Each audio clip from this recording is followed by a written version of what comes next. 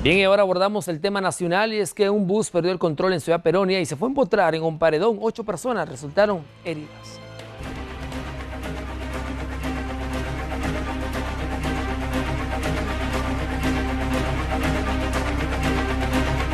Algunos testigos indicaron que una de las llantas del microbús estalló, lo que provocó que el conductor perdiera el control.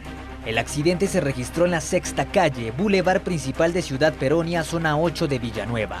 Tras el percance, 8 personas fueron trasladadas a la emergencia del Hospital Roosevelt, entre ellas 2 menores de edad.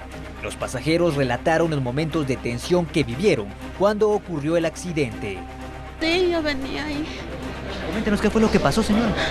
Puede ser que se fue el freno, porque solo escuchamos que se fue el freno. Y gracias a Dios el Señor pudo todavía revirar donde la farmacia. Y que gracias a Dios que no murieron nadie. ¿Usted iba a trabajar o dónde se dirigía? Sí, a trabajar en casa con un doctor en Panorama. Y gracias a Dios aquí estamos, que sea heridos, pero estamos con vida. Hay otras personas, niños, incluso dejamos a una bebé en pediatría muy lastimada. ¿Se quedó sin frenos el bus? Sí, se quedó sin frenos el busito en el que veníamos. ¿De dónde venía ese bus, señor? Él venía de Vías del Amanecer 1, de Ciudad Perón. Los heridos indicaron que el conductor del microbús maniobró, pero fue imposible detener la unidad de transporte, razón por la cual colisionó contra el comercio.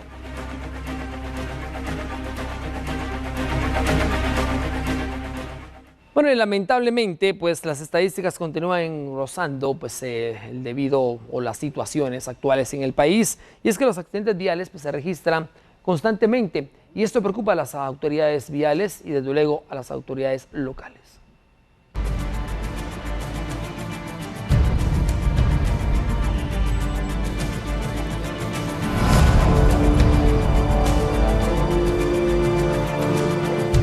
Cada día los guatemaltecos que utilizan el transporte público tienen que vivir experiencias no gratas dentro de las unidades. La Defensoría del Usuario del Transporte de la Procuraduría de los Derechos Humanos revela que a diario reciben varias denuncias por tratos abusivos y cobros no autorizados por parte de pilotos y ayudantes. Pero a esto se suman los asaltos y ataques armados por estructuras criminales cobrando la extorsión. Pero un factor que atenta directamente contra la vida de los usuarios es el exceso de velocidad y el mal estado de las unidades, situaciones que cobran anualmente varias vidas humanas.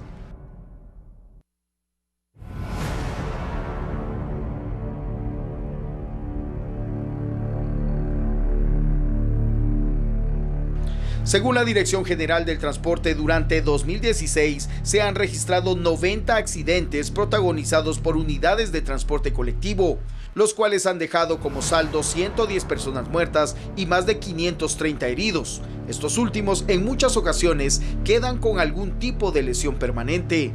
Recientemente el Congreso de la República, con 98 votos a favor, aprobó la ley de la implementación de mecanismos de regularización de velocidad de vehículos de transporte colectivo y o de carga. Con ello se busca que las unidades de transporte colectivo no sobrepasen los 80 kilómetros por hora y la revisión cada 6 meses ante las autoridades, como el Departamento de Tránsito de la Policía Nacional Civil y policías municipales. Con esto se busca la suspensión de aquellos pilotos que conduzcan bajo efectos de licor y sobre todo la obligatoriedad de contratar un seguro para usuarios afectados.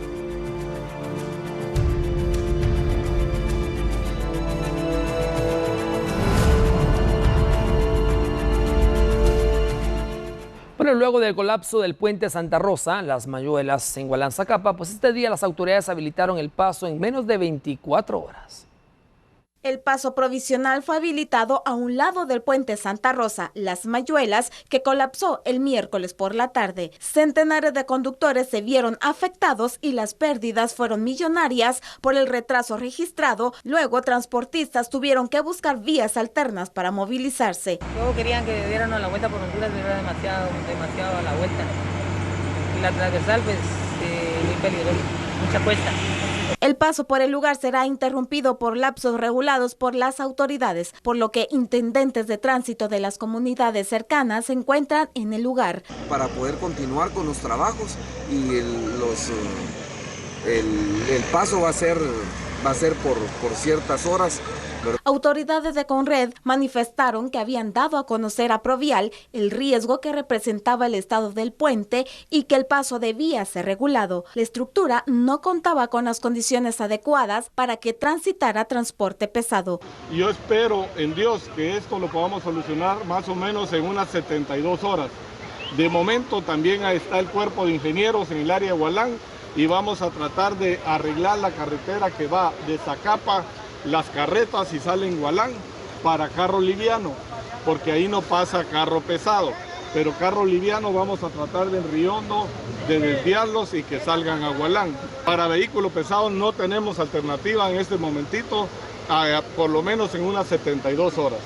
El puente Santa Rosa Las Mayuelas colapsó por la tarde del miércoles cuando un tráiler cargado pasaba por el lugar. El piloto dijo que sintió cómo el vehículo se hundía, aceleró y la parte de atrás del vehículo se desprendió. La semana pasada, este lugar fue escenario de un accidente de tránsito donde se vieron involucrados un tráiler y un microbús. En el percance se dañó parte del soporte del puente, lo que provocó el debilitamiento de la estructura.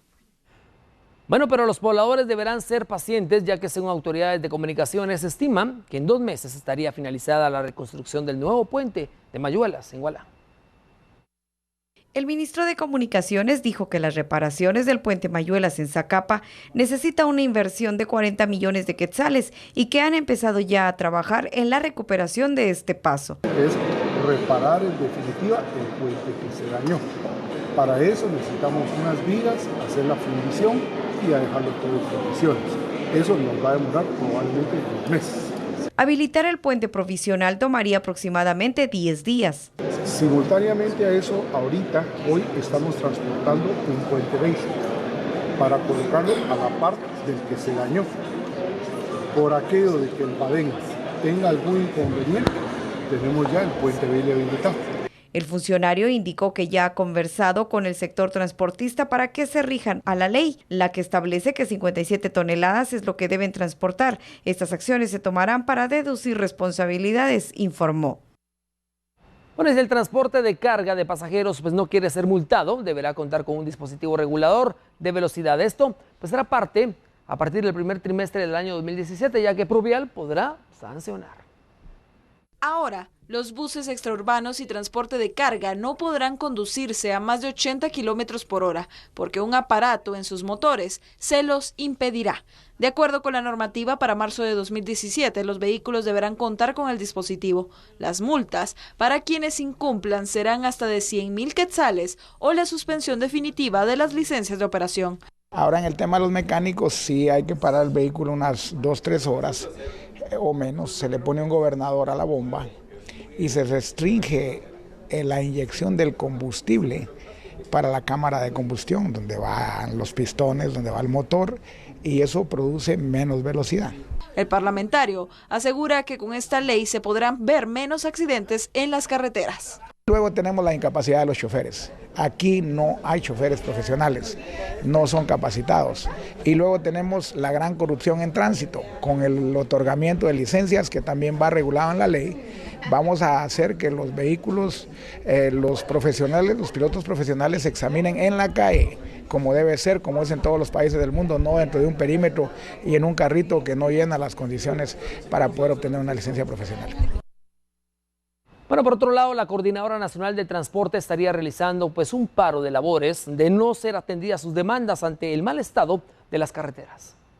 Representantes de la Coordinadora Nacional de Transportes manifestaron su descontento ante los problemas de inseguridad y deterioro de las carreteras en el país, ya que esto afecta grandemente la movilidad e impacta económicamente a los mismos. Además, se rechazó los señalamientos del ministro de Comunicaciones sobre que el mal estado de los tramos carreteros se deba al sobrepeso de las unidades de transporte pesado. En el tema de nosotros de combustible, nuestros vehículos están calibrados para que puedan traer exactamente la carga que el reglamento nos permite. No podemos traer más carga de la que nos permite porque los cisternas están calibrados con volúmenes que se miden en galones. Por lo tanto, esa de sobrecarga es en el segmento de nosotros es difícil. Lo que sucede aquí es que ahorita todo el mundo anda echando la culpa al transporte o a cualquier otro tipo de modalidades, porque realmente el problema es el mal mantenimiento que ha sufrido no por este gobierno, los gobiernos anteriores, las carreteras. Pensemos, mire, hoy fue este puente allá en el lado de Mayuelas, probablemente próximamente puede ser el mismo puente de Belice, puede ser el mismo puente del Incienso o algún otro puente en el área del suroccidente del país, donde las lluvias han sido demasiado fuertes y no ha habido un plan para darle mantenimiento de estos puentes. Recuerde que también el mal estado de las carreteras en nuestro gremio nos ha causado grandes pérdidas, porque se nos rompen los cisternas, se nos rompen los chasis, se nos dañan las unidades.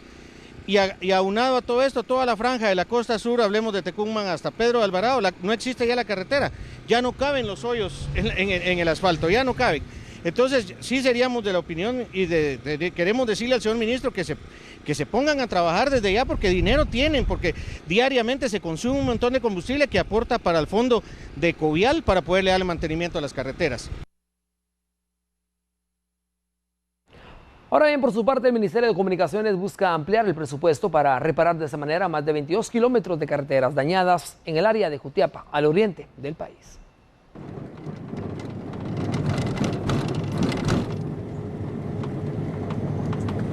La red vial de la República se encuentra en crisis ante la falta de proyectos de mantenimiento y bacheo. Muestra de ello la ruta El Salvador, que ha sido escenario de accidentes de tránsito y daños a vehículos ante la cantidad de baches. Autoridades ediles de Jutiapa exigen el pronto mantenimiento, ya que las condiciones actuales afectan el comercio, la economía y el turismo, tomando en cuenta que los salvadoreños ingresan por las fronteras de San Cristóbal, Pedro de Alvarado y Valle Nuevo. Exactamente serían 20 kilómetros del Progreso Jutiapa, del puente del Progreso Jutiapa a Asunción Mita. Estaríamos ahí. Hablar de la carretera CA1 es hablar de una carretera interamericana, pues, y hay que reconocer que nosotros como guatemaltecos, nuestro brazo derecho comercial es El Salvador, ¿va? Y además de eso, pues hay transporte internacional, ya sea Costa Rica, Panamá, Nicaragua, Honduras. Bueno, no, Honduras tiene otras alternativas y el mismo Salvador. Entonces todos los turistas van a tener problemas por el hecho de que un mal tráfico, pues en cuestiones de tiempo, repuestos, todo por un lado. Y por otro lado, el comercio, ¿va? Representantes de vecinos organizados del departamento de Jutiapa quieren resultados, ya que durante años la carretera ha sido abandonada. De no contar con acciones prontas, estarían bloqueando pasos fronterizos y así causar caos económico y de paso de miles de guatemaltecos y salvadoreños.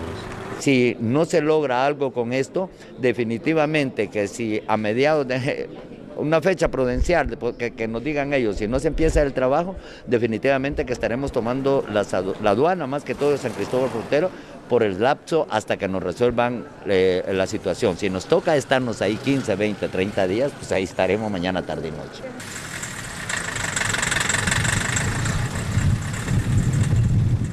$60 millones necesitamos para poder cubrir este tramo de 22 kilómetros. ¿De dónde es el tramo? Ellos han escogido, porque la carretera va desde San Cristóbal pasa por Asunción Mita, Progreso, La Conora. Entonces de eso ellos han elegido que el tramo más dañado es de Progreso a Asunción Mita. Ahí hay que levantar a la supervisora, levantarle porque está suspendida, a la constructora también, eso lleva un trámite administrativo y en 15 días me he comprometido yo a llevarles esa información, cómo están los trámites administrativos y hacer la gestión ante finanzas. ¿Cree usted que en menos de un mes se podría iniciar con esta obra? Yo esperaría que sí.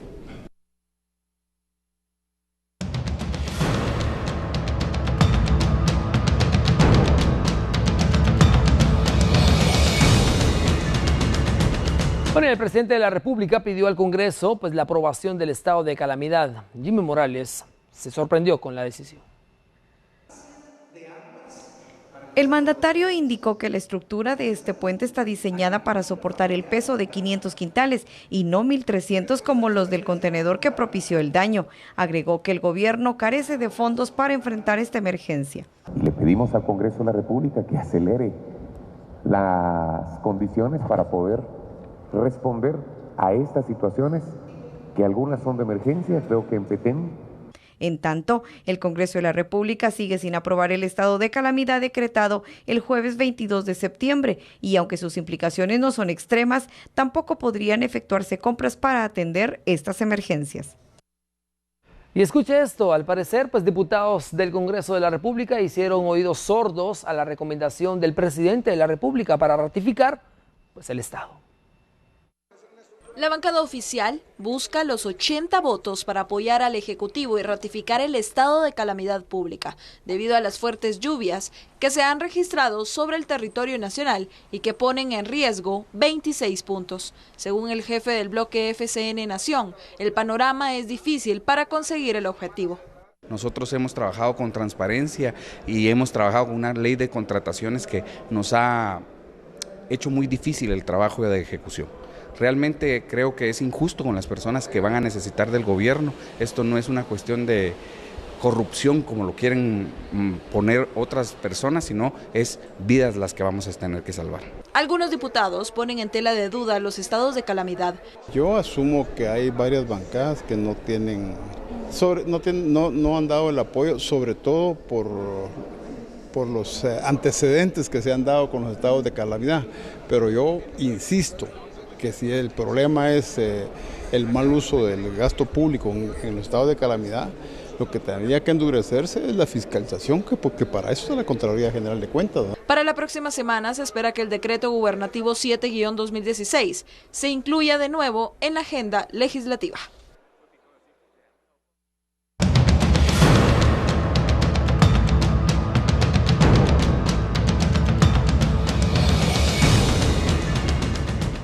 Bueno, las fuerzas de seguridad, pues desde muy temprano retomaron el control de algunas colonias de la zona 12 de Villanueva, por lo que este día pues implementaron el operativo denominado Fénix.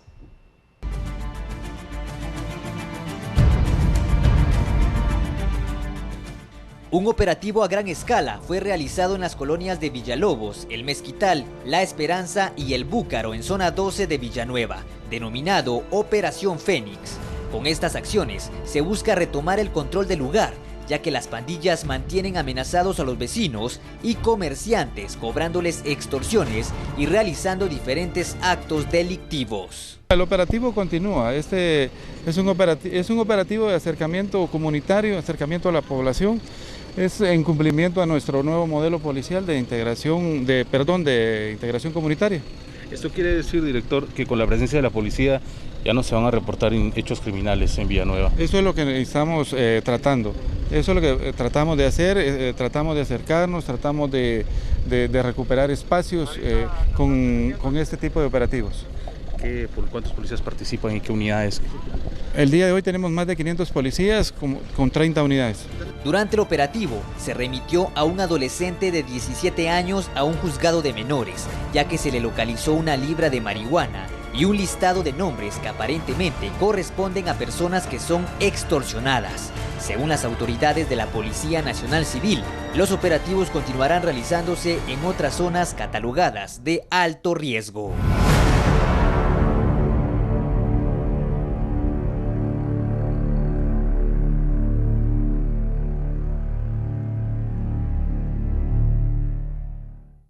Bueno, y un hombre fue capturado por agentes de la Policía Nacional Civil en la aldea Tajara, en el municipio precisamente de este departamento. Él se trata pues de Santos Florenzo Vázquez Zacarías, de 33 años, que fue capturado, vinculado a una plantación de marihuana con 4,000 plantas valoradas en 350 quetzales cada una, por lo que elementos de la Policía Nacional Civil se hicieron presentes en el lugar para erradicar la plantación, pero un grupo de personas retuvieron a los policías, quienes optaron por irse del lugar para evitar conflictos con los campesinos, que además dañaron 2 patrullas. Posteriormente llegaron de nuevo para erradicar la plantación, mientras el retenido fue llevado hacia la subestación de la Policía Nacional Civil. Ahora bien, Gaspar García Ortiz, de 61 años de edad, fue capturado en la zona 1 del municipio de Aguacatán. Al ser indicado, le notificaron el delito de agresión sexual. Los policías realizaban un recorrido de seguridad ciudadana y García, al notar su presencia, se puso muy nervioso, por lo que procedieron a identificarlo, y al ingresar sus datos al sistema se dieron cuenta que tenía una orden de captura con fecha 14 de septiembre de este año. Fue remitido a la cárcel para hombres ubicada en la 5ª avenida de la zona 1 de Huehuetenango, quedando en prisión preventiva. es acusado de agredir sexualmente a una vecina a orillas del río en el caserío Agua Blanca de la aldea Patzalán García. Pues en su defensa ha dicho pues ser inocente.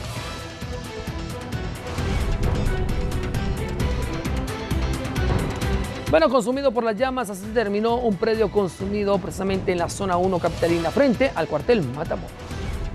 Desde diversos puntos de la zona 1 capitalina, los guatemaltecos lograron observar una fumarola de humo que alertaba a que ocurría un incendio. A eso de la 1:15, los cuerpos de socorro acudieron a la séptima calle final, 17 avenida zona 1, frente al cuartel Matamoros. En el lugar, un predio y taller de vehículos de transporte pesado se incendió, consumiendo por completo varios depósitos de gasolina y partes de vehículos.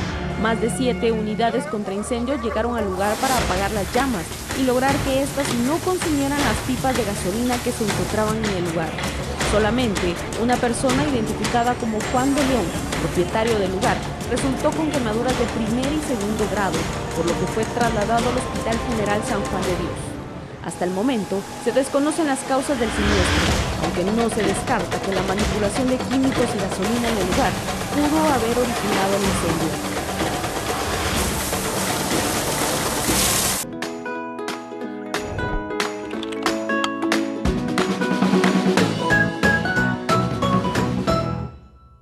Bueno, el próximo 5 de octubre será el Día Mundial del Docente. En nuestro país hay muchos que nos hacen recordar esos momentos inolvidables de cuando aprendimos a leer y a escribir. Justamente hoy les presentamos la historia de una maestra que, pese a su juventud, deja huella en sus alumnas que siguen sus pasos definitivamente muy responsablemente.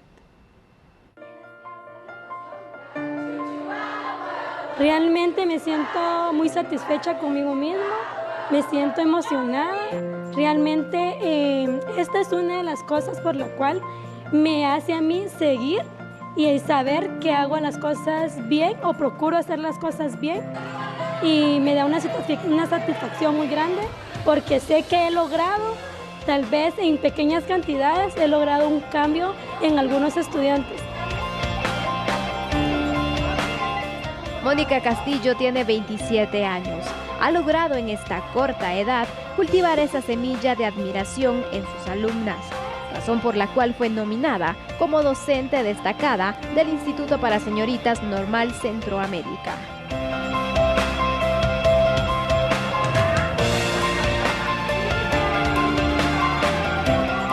La misma Mónica no es una maestra tradicionalista porque ella nos enseña de una manera divertida. Muchas veces las clases son dinámicas, no se enfoca siempre en dictar y examen, no, sino que ella viene, hace una actividad, nos deja así bien claras las ideas y luego ya nos examina.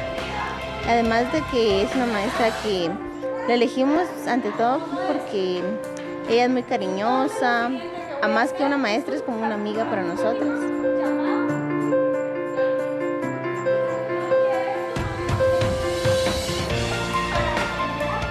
Las características que la distinguen, según sus estudiantes, son entusiasmo, pasión, acercamiento con sus alumnos y la didáctica.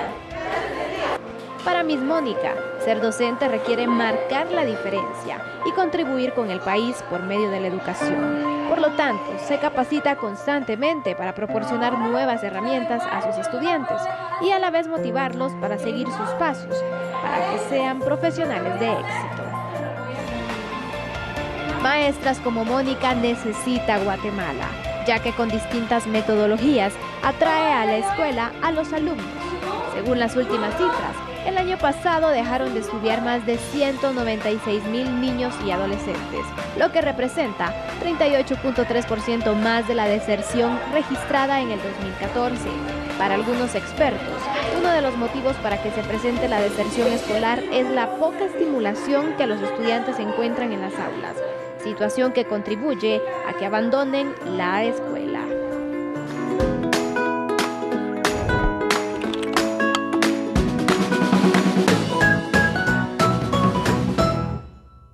Bueno, el señor Mónica participa entre los maestros destacados de Latinoamérica a quienes la UNESCO quiere dar un reconocimiento en su día Por eso le invitamos a votar por esta maestra chapina el próximo 3 y 4 de octubre, ingresando a la página www.albavision.tv. Sigamos informándonos.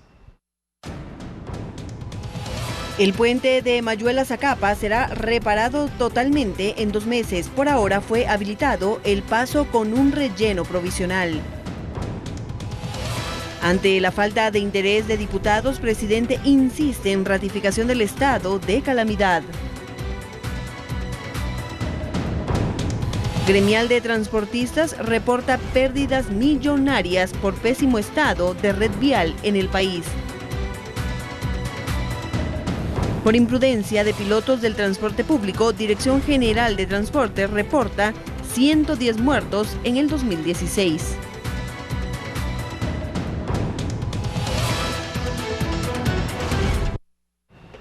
Bueno, y con la Orden de las Letras y Artes fue galardonado el escritor Philippe Hunziker. El reconocimiento fue otorgado por el gobierno de Francia. Philippe Hunziker se convierte en el cuarto guatemalteco en recibir por parte de Francia la Orden de las Artes y las Letras. El embajador francés en nuestro país, Jean-Hugues Simon Michael, entregó la medalla y diploma a Hunziker en un acto protocolario realizado en la residencia de Francia, ubicada en la zona 14. Una condecoración francesa para dar un especial, para poder especialmente de relieve las acciones de las personas que se dedican al sector cultural, al sector de la literatura, de la música, de las artes. Es una condecoración que se creó bajo esta forma en el año 1957.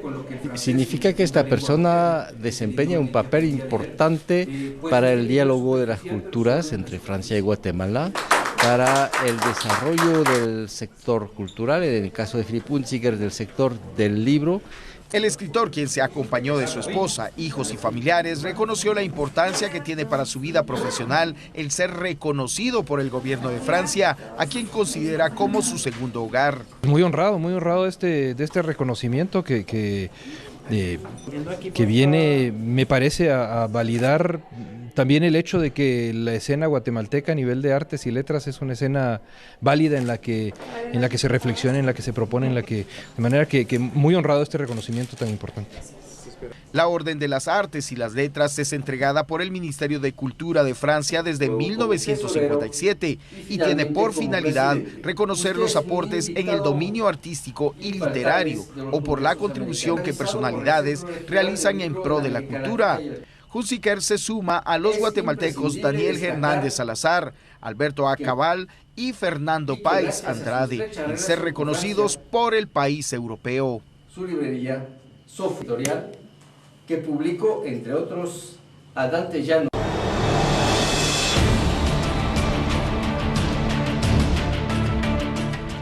Bien, continuamos con información a nivel nacional y es que Elizabeth García asumió este jueves como vocal 13º de la Corte Suprema de Justicia.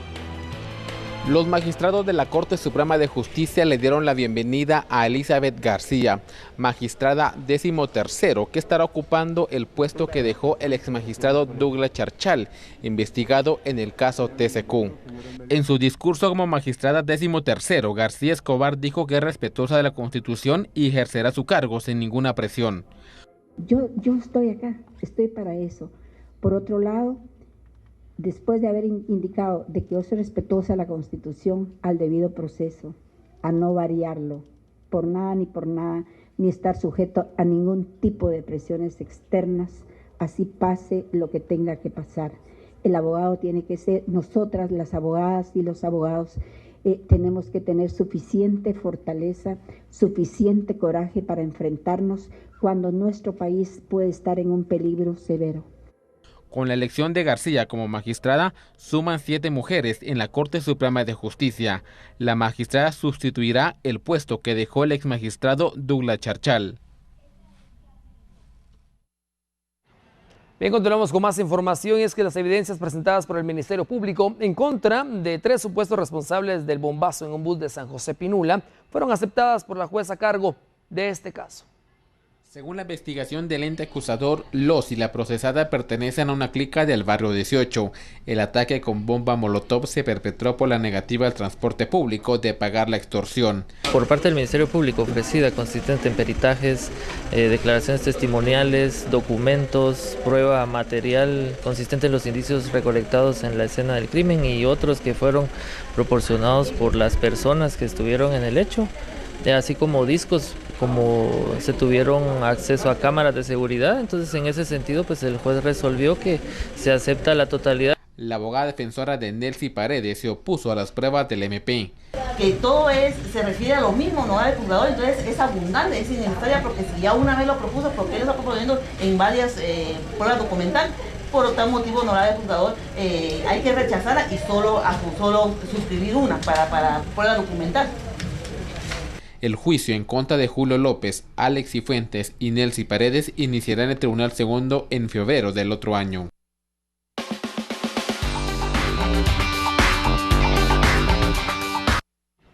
Bueno, tenemos información en desarrollo, es que supuestamente se ha fugado un reo de la cárcel de Amatitlán. De estos detalles nos habla Juan Pablo Garrido. Adelante, buenas noches. Gracias, Axel. Buenas noches. Queremos dar a conocer que en los últimos minutos ha trascendido sobre la escapatoria de una persona a la cual se encontraba privada de su libertad. Datos preliminares indican que esta persona se encontraba recluida en el Hospital Nacional de Amatitlán y había sido trasladado por bomberos municipales departamentales a este hospital, ya que había resultado herido por arma de fuego. Es importante mencionar que hemos platicado ya con el portavoz del sistema penitenciario, Rudy Esquivel, y él nos confirmó que no se tenía ningún proceso por parte de esa dependencia del Ministerio de Gobernación. Además nos indicó que el sistema penitenciario no hace traslados a este hospital, ya que son el Hospital Roosevelt y el Hospital San Juan de Dios, donde son trasladados privados de libertad. De manera preliminar, puedo comentarles, compañeros, que esta persona había participado en un hecho delictivo el pasado 17 de septiembre, cuando supuestamente se asaltaba a una unidad del transporte extraurbano. Esta persona resulta herida por arma de fuego y es trasladada a este hospital. Hoy ha trascendido que en horas de la noche ha escapado a bordo de un taxi, el cual lo estaba esperando afuera de este hospital. También de manera preliminar se puede indicar que él no había sido llevado a tribunales y se encontraba bajo custodia de la Policía Nacional Civil. Esta noche escapa del hospital a inmediaciones del kilómetro 22 de la ruta al Pacífico. Es parte de la información preliminar que podemos actualizar a esta hora de la noche. Axel, regresamos contigo al set principal. Gracias, Juan Pablo. Estaremos dándole seguimiento a esta información para confirmar la veracidad de esta fuga en esta cárcel de Amatitlán. Continuamos con las noticias. Dio inicio a la imputación de hechos en contra de 11 personas en el caso El Bodegón. Según la investigación del MP, los sindicatos pidieron los servicios de una organización criminal que se dedicó al contrabando de maíz y frijol. Al parecer, adquirieron de forma anómala varios quintales de granos básicos para el plan Hambre Cero. Que le integran y de las personas que están siendo sindicadas el día de hoy, y posterior a ello hará las reproducciones de los audios con los que cuenta la Fiscalía para ir acreditando y demostrarle al señor juez la forma en que esta estructura se conformaba, operaba, la forma en que estaban sus jerarquías, el objeto por el cual se formaron y cuál era el destino final de estos granos tóxicos que ingresaban a Guatemala sin el pago de los impuestos correspondientes. Como medio de prueba se presentaron llamadas telefónicas intervenidas. En estas habla un mexicano. Se presume que el frijol y maíz provenían del vecino país. A favor de don Enrique. A favor. Esto mañanita se lo pongo yo. Bueno. Entonces yo mañana le voy a depositar a él lo de... del filete que pagó de 42, ese lo pagó de 50 toneladas. De Guanajuato, de 50,000 kilos, ajá. Eso está aquí. Ya los demás fletes ya no. Eso no pagué yo nada, ajá. Nada más uno solo. Nada más uno pagué, ajá. Entonces tenemos este restante de 122,496, echando el frijol, todo. El juez Walter Villatoro aplazó la diligencia de primera aclaración para este viernes a las 10 horas.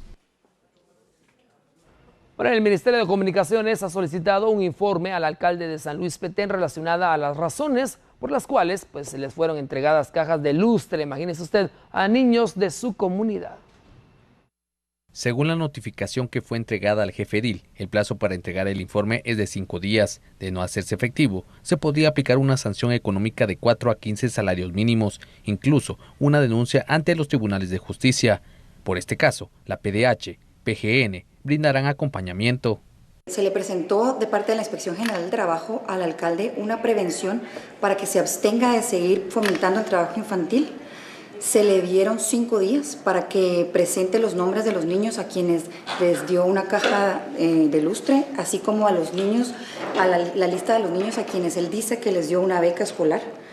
Por lo tanto, se va a dar seguimiento de parte también de la Procuraduría General de la Nación, la PDH, y estamos a la espera de que él tome acción de la prevención.